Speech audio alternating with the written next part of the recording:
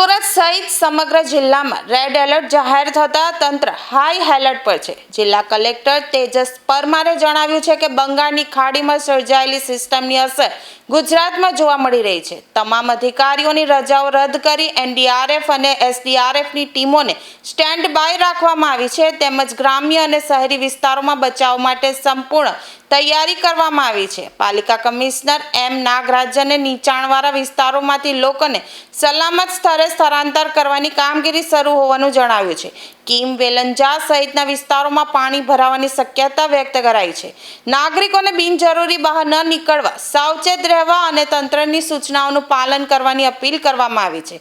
શાળા કોલેજોમાં પણ રજા જાહેર કરવામાં આવી છે। બંગાળની ખાડીમાં જે ડીપ ડિપ્રેશન ક્રિએટ થયું હતું તે અત્યારે આગળ વધતું ગુજરાતની નજીક આવી પહોંચ્યું છે અને તેની અસર સુરત જિલ્લા અને શહેરમાં પણ વર્તાવા લાગી છે।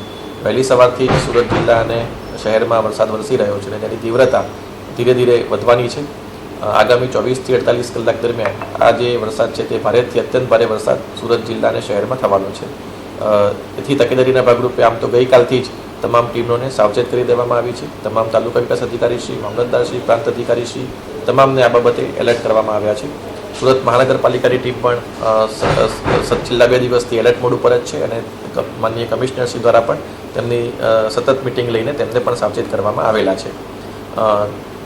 આજે વહેલી સવારથી જે વરસાદ શરૂ થયો છે તે બાબતે આજે વહેલી સવારથી તમામ અધિકારીઓને ફરીથી સચેત કરવામાં આવ્યા છે અને નીચાણવાળા વિસ્તારમાંથી લોકોને સ્થળાંતર કરીને સેફ સ્થળે લઈ જવા માટેની તમામને સૂચના આપવામાં આવી છે। આપણા જે આશ્રય સ્થાન જે છે તેને પણ આપણે તૈયાર કરવામાં આવ્યા છે અને ત્યાં પણ લોકો આશ્રય મેળવી શકે છે। વિશેષ તકેદારીના ભાગરૂપે સુરત શહેરની અંદર એક એનડીઆરએફની ટીમ અને 2 એસડીઆરએફની ટીમ ઓલરેડી આપણી પાસે અવેલેબલ છે, જેને એલર્ટ મોડ ઉપર રાખવામાં આવી છે અને ગ્રામ્ય વિસ્તારમાં પણ એક એસડીઆરએફની ટીમ એલર્ટ મોડ ઉપર ઓલરેડી છે।